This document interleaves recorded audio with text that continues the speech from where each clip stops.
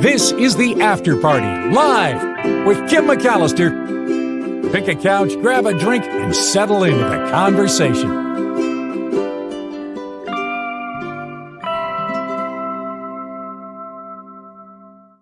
Here it comes. I have it. It's gonna, here it is. Wait. Oh. There it is. Okay, look at me. I have things hanging out here. I have music issues. Something really funny just happened at the end of the Mark Thompson show. We're having our little meeting, and Mark says, I think Tony's at the top of his game.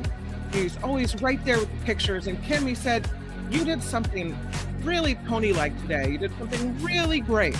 And I just really want to compliment you. And he disappeared from the screen. We don't know if it was intentional or if there was some type of, and there goes my music again, or if it was some type of computer glitch. But Tony and I had a really good laugh over that one. So thank you for being here. Thanks for waiting. I want to issue an apology for yesterday. We had a bunch of things happen all at once. We had guests cancel, which left us with no guests that we'd kind of talked about and had a show planned around. And then Mark said, I think maybe we should just take President's Day off since the show kind of, disintegrated, and regroup for Tuesday. And of course, there can't be an after party if there's no pre-party, right? Maybe there should have been. I don't know. But that's what happened yesterday. So if you were confused as to why there was no show yesterday, that's what happened. I did make a try to email people whose addresses I had. And also I made a little graphic that Tony and I decided to post under the community tab, because it's supposed to tell people who are subscribers that the show wasn't going to be on. I don't know if it worked. I'm not sure if the best thing to do is post something in the community tab or to create a show just so you see the thumbnail, the picture, the banner to let you know. I don't know what the best way to move forward on that is, but I definitely would love your advice on it. So Liz says, yeah, I just assumed. Good. I'm glad you assumed. The Dow is at 50, so it's okay. Yeah, everybody's all right. Jim got the email. Awesome. Yeah, so I didn't have everybody's email. That's the problem, is I want to make sure no one's just kind of sitting around waiting. So looking at, you guys have had an amazing chat while you were waiting. What was Mark saying about life on other planets? Does he think we're the only planet in the entire universe with other life? No, I don't think he does. I think he agrees with President Obama that it's, given the scope of the universe, it would be very a slim chance to think we're the only living beings, sentient creatures in the world, right, or in the universe. Hello to you, Heather, and Nullifidian, and I got some Zero Sum, and I got some Sue-Ann.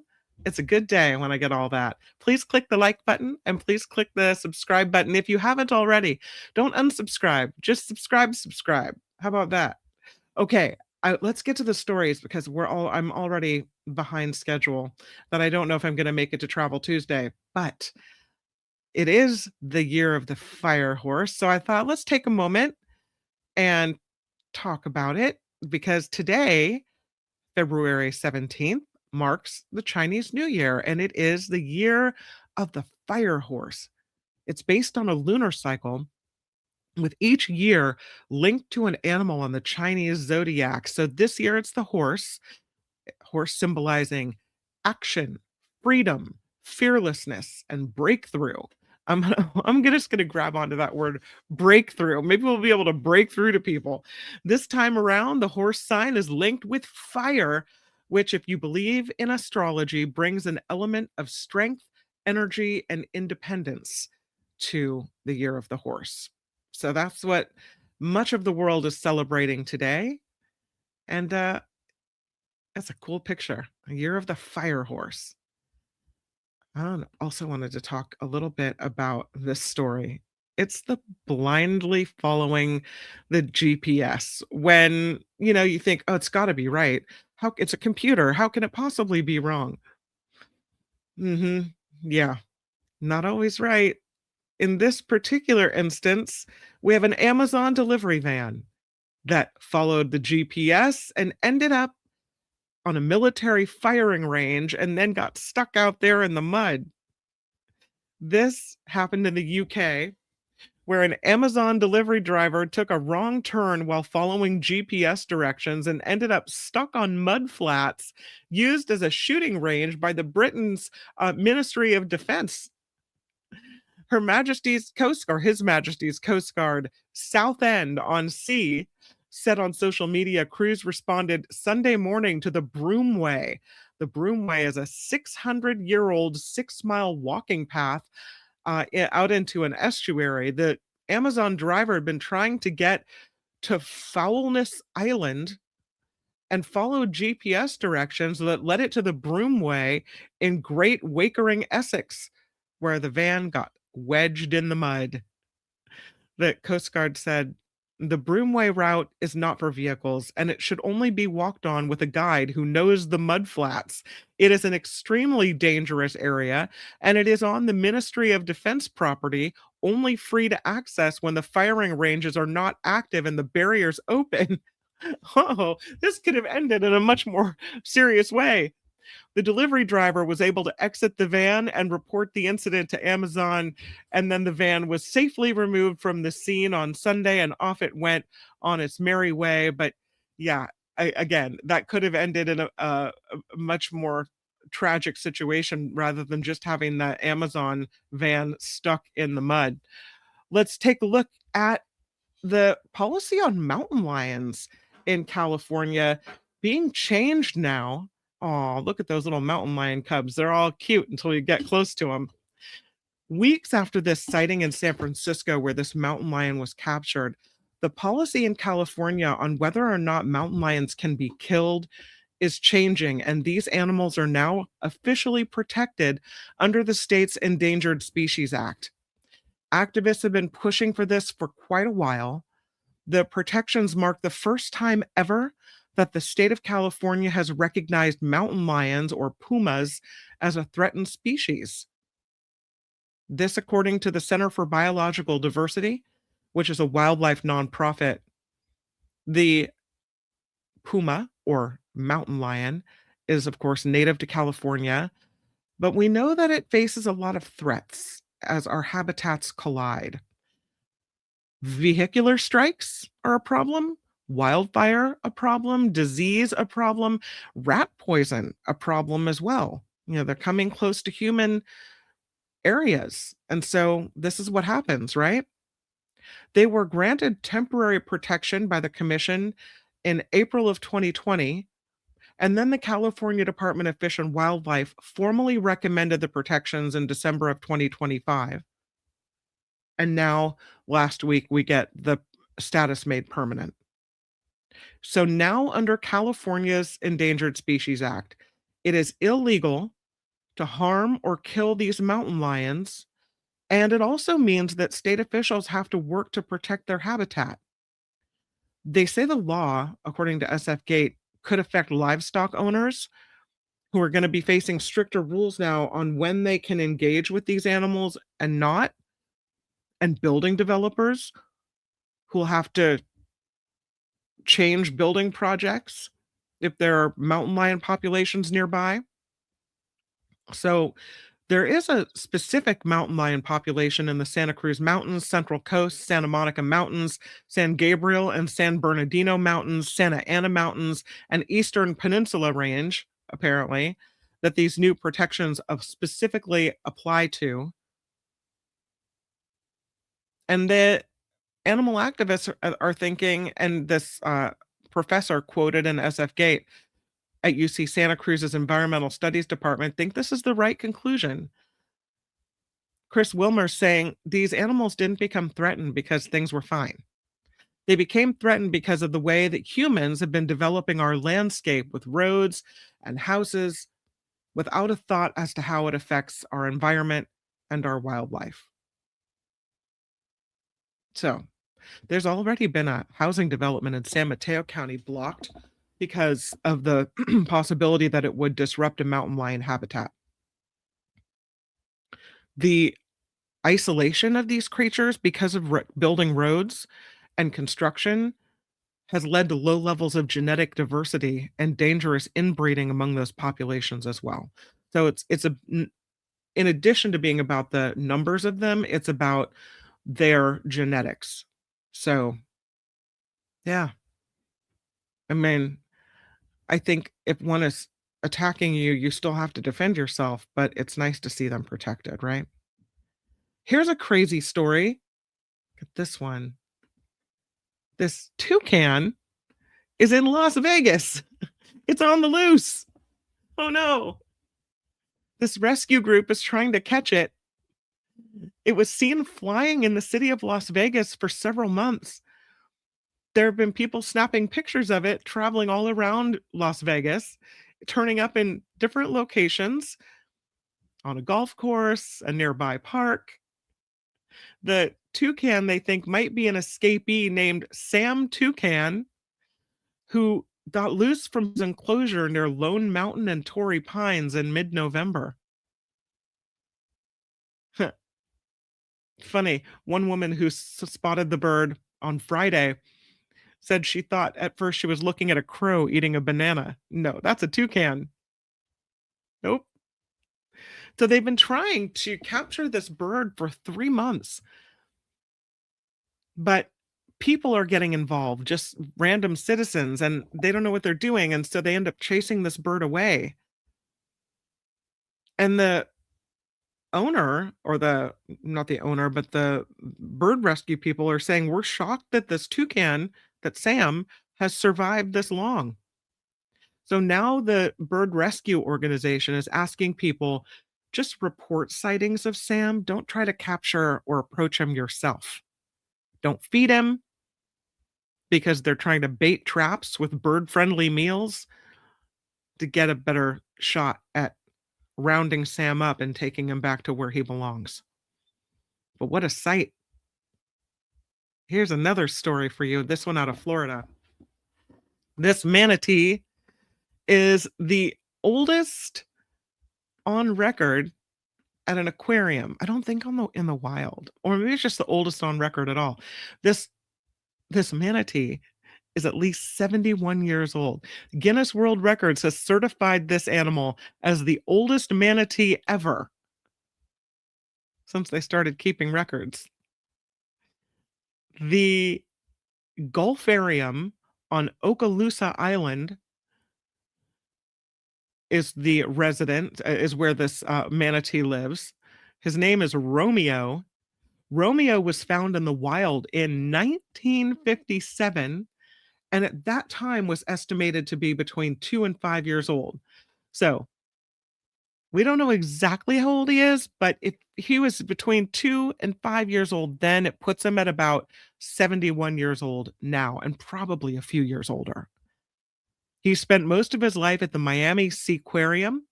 He moved to the Zoo Tampa in 2023, and then he arrived at the Gulfarium in 2025. So he's had some shifting around. The people at the Gulfarium say they are honored to be taking care of Romeo in his golden years. They say he's touched a lot of people and been an inspiration for ocean conservation. So to be able to carry on that legacy with his species at the Gulfarium, they say is an absolute pleasure. Romeo is a little prolific too. He's fathered 9 calves with his partner Juliet, of course. She died at the age of 65 back in 2024. The typical lifespan for a manatee, 30 to 40 years. Again, he's at least 71, if not older. The previous oldest manatee ever was 69 years and 2 days. His name was Snooty, and he was at the South Florida Museum in Bradenton, died in 2017. So Romeo's got that beat. He's a big manatee. Look at that creature. West, you got to go see him and report back.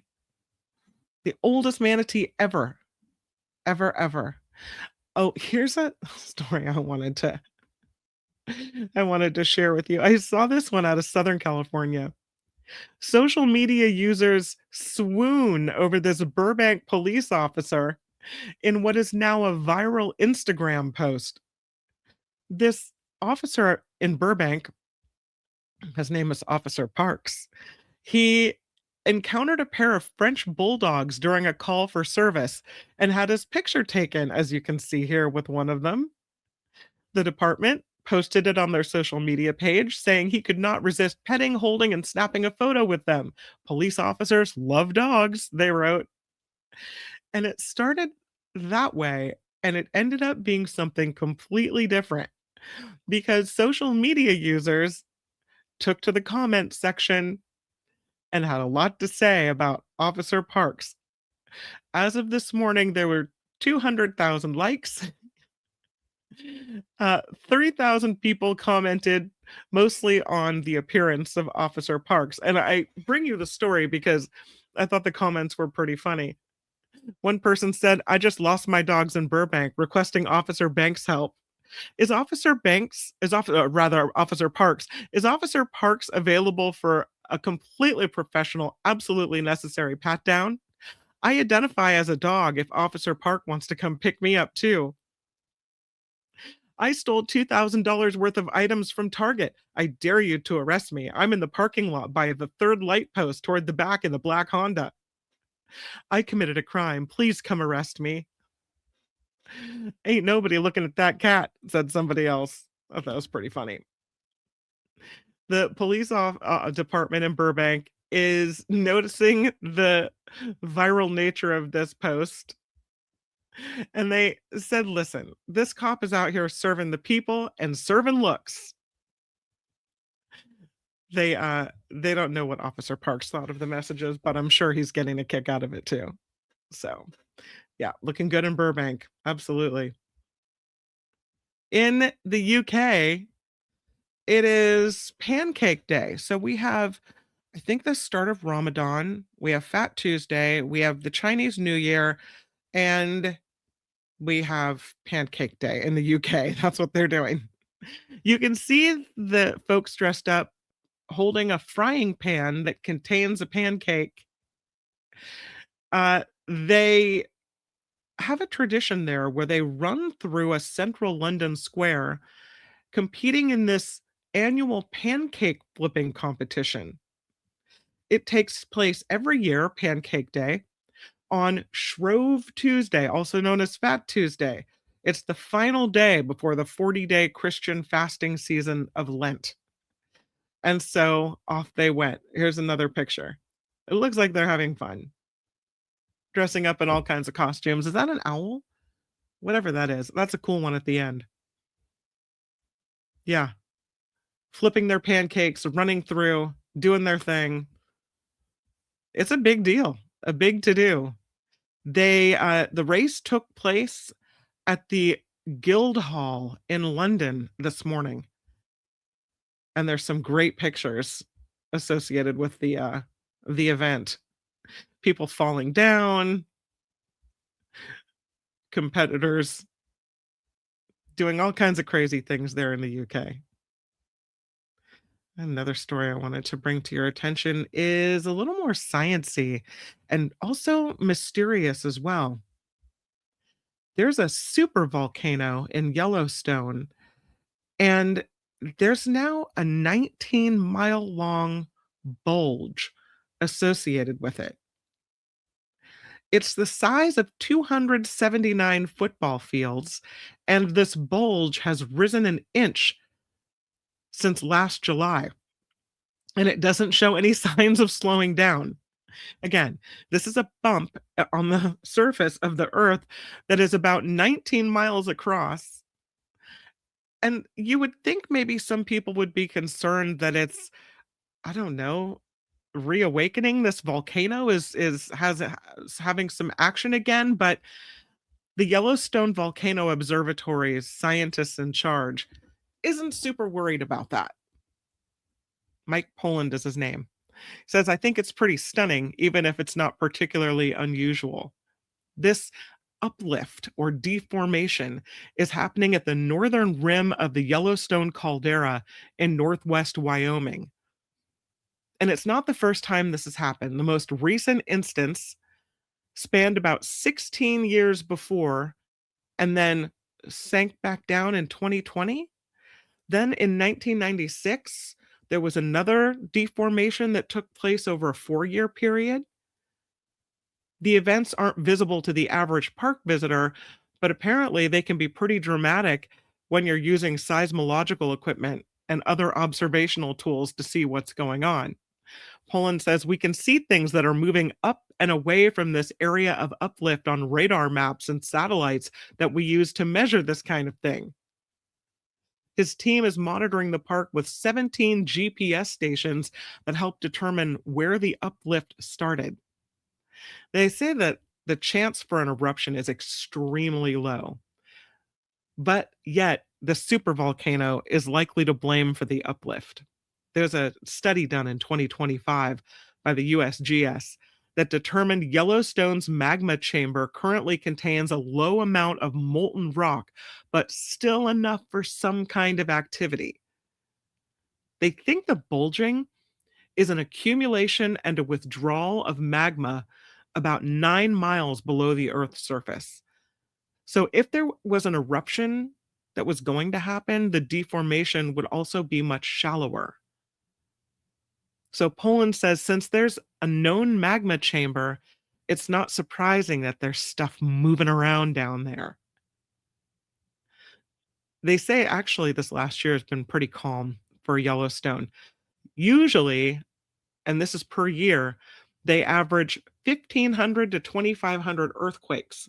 But this year or last year in 2025, they recorded only 1,119. So while the bump may continue to rumble for years to come, they say it's just part of Yellowstone. But that's pretty long. 19-mile long bulge. I know somebody's making a joke. I'm going to the chat. My cat facts were wrong. Yeah. Nullifidian says they keep saying Yellowstone isn't going to erupt, but I think they're lying. I don't know. I'm not sure. That's funny. Regarding the hot police officer, I saw Yvonne had a comment. Do I see it? I saw it 2 seconds ago. There it is. The officer is cuter than that dog. Pugs aren't my favorite.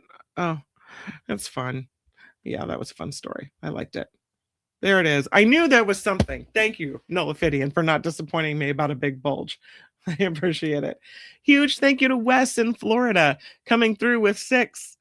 Had a GPS blunder in 2010 in Germany, Wes writes. We were following friends to Croatia and got separated. A GPS device sent us down a 30-kilometer road that was a dead end. Oh, man. Here's a trick. There's a snafu in the Google Maps GPS system when it comes to getting to Armstrong Redwoods in Sonoma County. If you're ever going there, they will send you the back way, and it takes a lot longer than if you just drove through Guerneville. Yeah, it's a mistake. If you're ever going to Armstrong Redwoods, email me first. I'll tell you the right way to get there because GPS will lead you astray. It's not always right. How about the lotto of the day? And thank you, Wes, for the $6. Much appreciated. Really. Lotto of the day. Here it is. A second chance lottery drawing delivers a belated Christmas gift. Isn't that nice? This happened in North Carolina. This guy had a scratch-off lottery ticket that was a dud. Didn't win anything. But apparently, it was part of a second chance drawing. This man, Ray, in Raleigh, bought a stack of holiday-themed scratch-off tickets for his family for Christmas. He said, I always buy Christmas tickets and put them in their stockings. He scanned the non-winning tickets with his phone using a lottery app and automatically was entered into the Merry Million second chance drawing. And got a notification that he had won a $1 million prize. He said, this is wild. My wife is at home freaking out. All the winnings will go toward paying bills, saving for retirement, and taking a family vacation. He said, it's just unbelievable. I'm still in shock. This, he said, is crazy.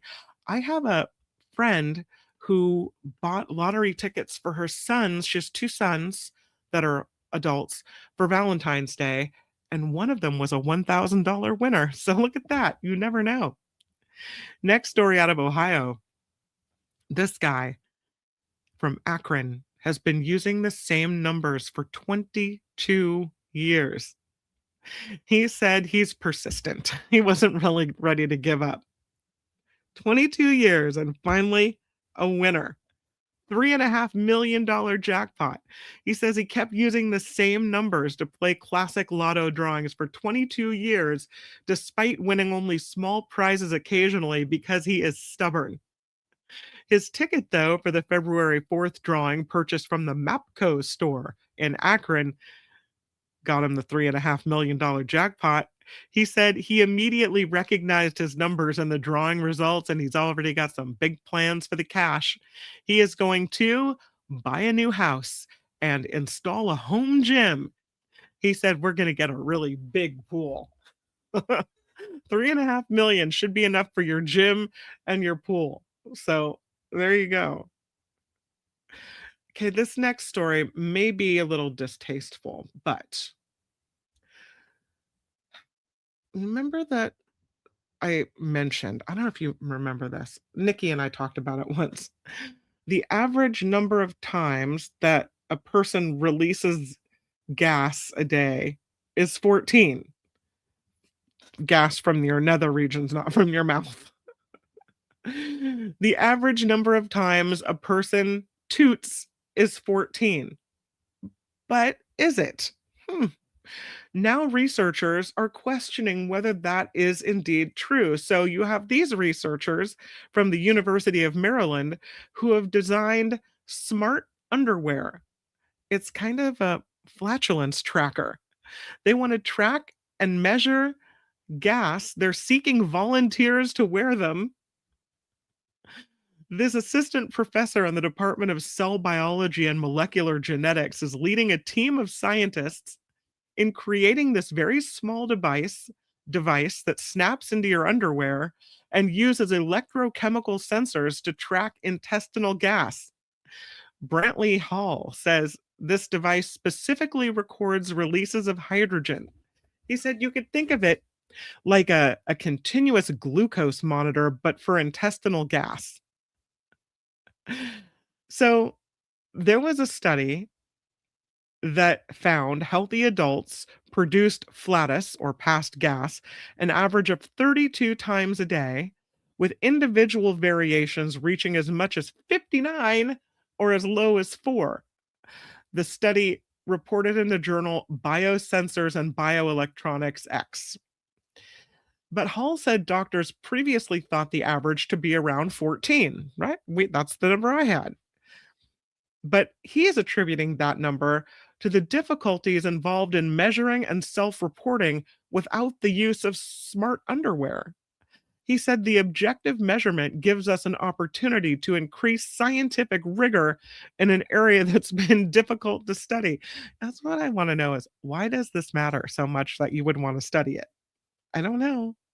The researchers are now working on a human flatus atlas to objectively measure gas releases across hundreds of patients using smart underwear.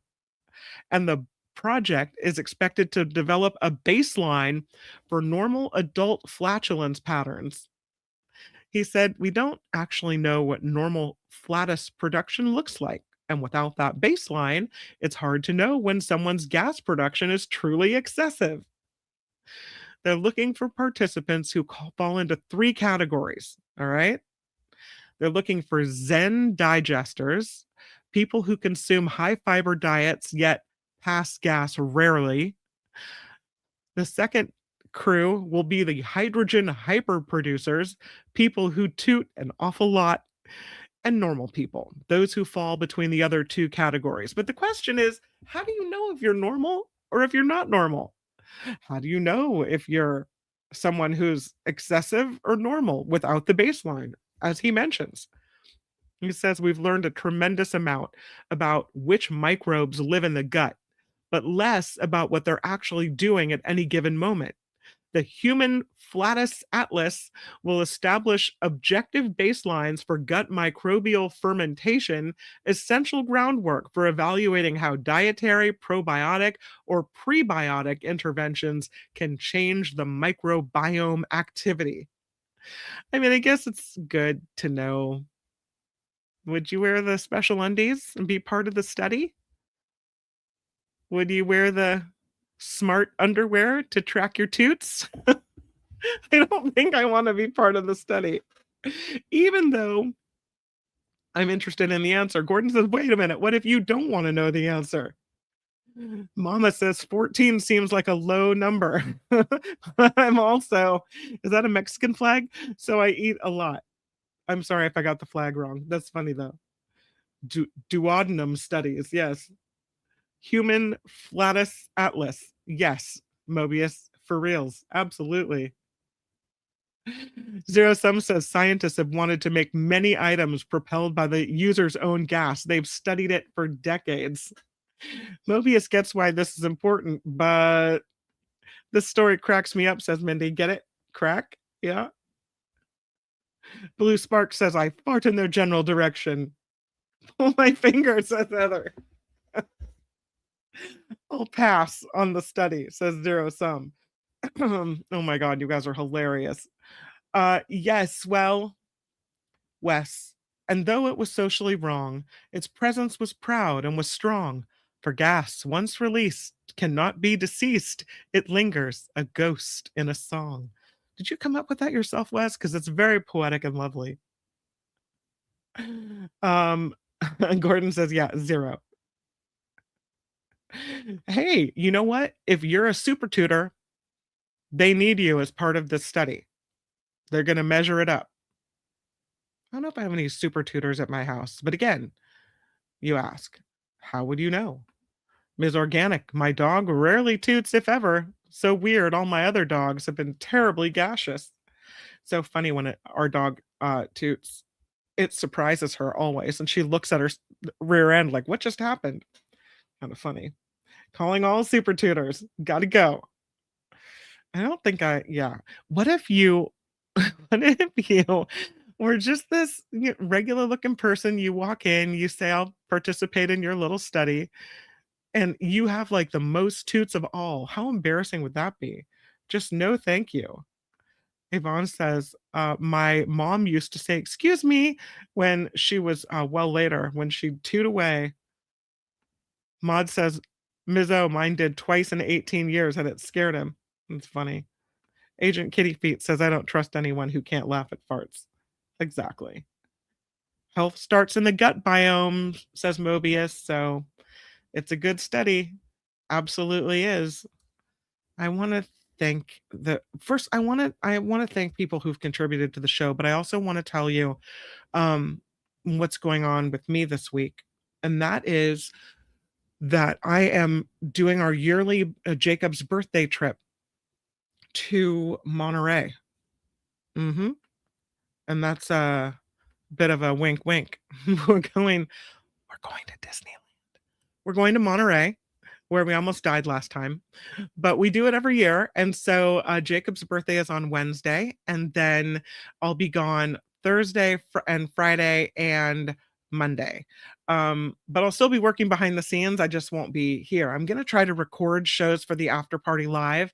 And I have a show set to record with Nikki on Wednesday and with Tim Sika on Wednesday night. So I will be able to roll those shows. So you'll still be able to chat and comment and do all the things we normally do. It'll just be a recorded show. So I'm in the on the verge of putting those together, in the middle of putting those together. So I just wanted you to let you know that that's happening and that those shows will be recorded. So that's Thursday, Friday, and Monday shows will be recorded, and also this week's Nikki Maduro show, which will run on Thursday normal time, but will be recorded because she's helping me out. So that's awesome. I do want to thank Wes, who not only threw in 6 today in the chat, but also another 5 from PayPal. So thank you so much, Wes. The PayPal information is in the About tab and in everyday show description. Also, Jane O coming through with a PayPal contribution. Vanessa P has a recurring payment set up. Scott R, Amy S, thank you guys so much for helping keep the After Party Live going. Please click the like button and subscribe button as well. And thank you again to everyone for the financial contributions and the emails and all the ways you contribute and are part of this community. I just want you to know that I really, really appreciate it. Because the show is recorded on Thursday, I think we're going to do trivia on Wednesday. So show note there as well. All right. I will let you get to it because I have a birthday celebration to do today. We're taking some boys to the movies and pizza, so that's going to be fun. Oh, Yvonne says, Dad called and I'm back at my sister's visiting him from Santa Rosa, working on the stepdad's taxes. Oh, I'm sorry about his passing, but enjoying the show. I'm glad because I know that's a lot. Life can be a lot. So I'm glad that we have this place to just kind of hang out together. All right. Thank you for the nice wishes, birthday wishes, Susan, who says, have a wonderful time and happy birthday to Jacob. So, yes, and thank you again, Wes, and everyone for the contributions. Everybody should have a dog so they have someone to blame their toots on. Who said that? Nullividian. Exactly. I love it. All right, everyone. Between now and tomorrow, make it a great rest of your day, evening, and what is tomorrow? Wednesday. And I will see you back here on YouTube tomorrow. It's a John Rothman Day, so it's going to be a good one. All right, everybody. For now. The After Party Live would like to thank the following contributors and viewers like you.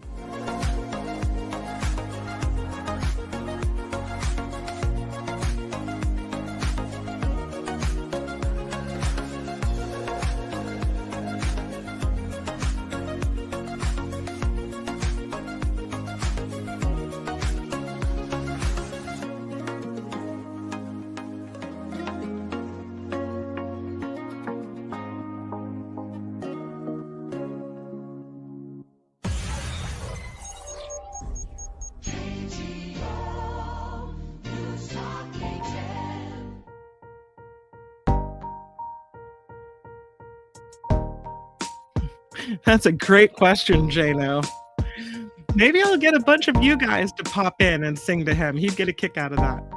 Anybody who's interested, send me a message. Kim at the afterparty.com.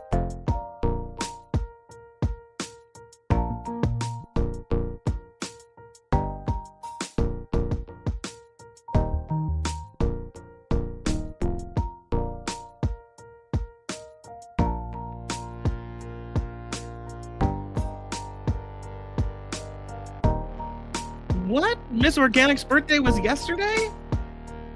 Oh, you know what we have to do? We're gonna have to stop. We're gonna have to pause it. We're just gonna have to. Happy birthday, Ms. Organic. You requested a happy birthday song, so I'm gonna give you one. Happy birthday to you. Happy birthday to you.